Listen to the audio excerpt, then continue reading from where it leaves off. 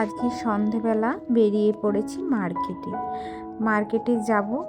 তো ভাবলাম তোমাদের সাথে একটু শেয়ার করি মার্কেটে গিয়ে কী কেনাকাটা করলাম আর কি দেখলাম, তাই না? তারপরে রোডে উঠতেই দেখলাম রোডে প্রচুর পরিমাণে ভিড় আর জ্যাম, মানুষের আনাগোনা এত বেশি। তো তারপরে মার্কেটে পৌঁছে বাইকটা পার্কিং করার চেষ্টা করলাম।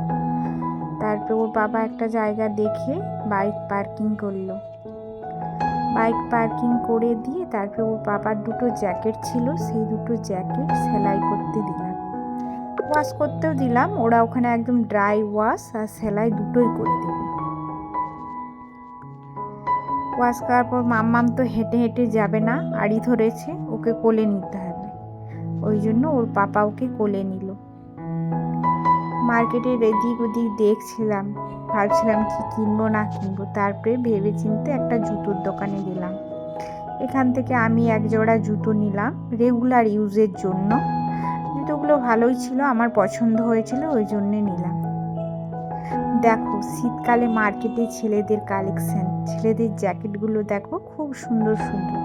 আমি দাঁড়িয়ে দাঁড়িয়ে এই জ্যাকেটগুলো দেখছিলাম, আর ওর বাবা ওইদিকে ফল কিনছিল মেয়ের জন্য। আর পেছন ঘুরে দেখলাম একটা কসমেটিক দোকান, এই কসমেটিক দোকানেও খুব নজর কাড়া জিনিসপত্র ছিল। ওর বাবা মাম্মামের জন্য দেখলাম পেয়ারা নিচ্ছিল।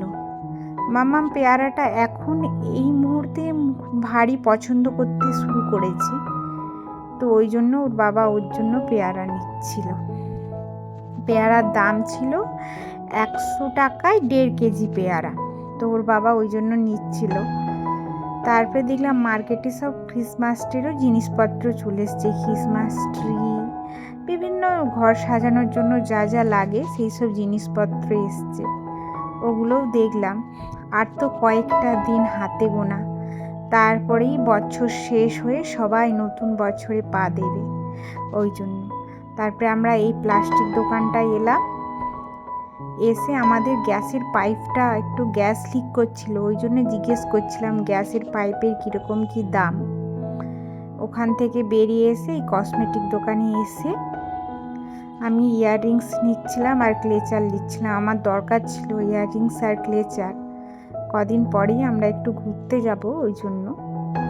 তো পছন্দ করছিলাম দাঁড়িয়ে দাঁড়িয়ে, আর দেখছিলাম এই কসমেটিক দোকানটায়ও খুব সুন্দর জিনিসপত্র, সব নজর কাড়া। ইয়াররিংসগুলো তো এত সুন্দর ছিল, আমার মনে হয়েছিল আমি 5-6টা নিয়ে নিই, কিন্তু আমার হাজব্যান্ড নিতে দিচ্ছিল না। তারপরে ওখান থেকে বেরিয়ে বাড়ি ফিরলাম। ফেরার পথে দেখলাম কাঁচা কাঁচা খুব সুন্দর ফ্রেশ সবজি, কিন্তু আমরা সবজি নিইনি, আমার অলরেডি বাড়িতে অনেকই সবজি ছিল, ওই জন্য। তারপরে বাইরের দিকে বেরিয়ে ওর বাবা একটা জায়গায় বাইকটাকে রেখে দিয়ে এখান থেকে ইনো কিনছিল, ওরও অ্যাসিড হয়েছে, ওই জন্য। আর মাম্মাম কিনলো বারবনের বিস্কুট, তো ওকে বিস্কুট কিনে দিয়েছে, ওই জন্য খুব খুশি, আদর খাচ্ছে।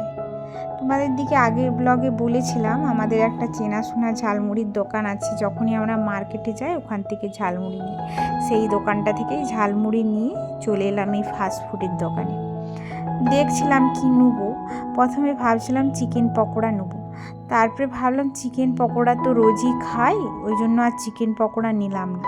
দেখলাম নতুন আমুদি মাছের ফ্রাই করা চপের মতো হয়েছে, তো ওখান থেকে আমুদি মাছের ফ্রাই নিলাম, নিয়ে এই যে রোড ক্রস করছি, এবার বাড়ি ফিরবো। ভালোই ভিড়, এই পাশের গলিটায় তবু কম ভিড় ছিল দেখলাম আগের থেকে। চলো কেনাকাটা কমপ্লিট হয়ে গেছে, এবার বাড়ি ফিরি, দেখা হবে পরের একটা ব্লগ।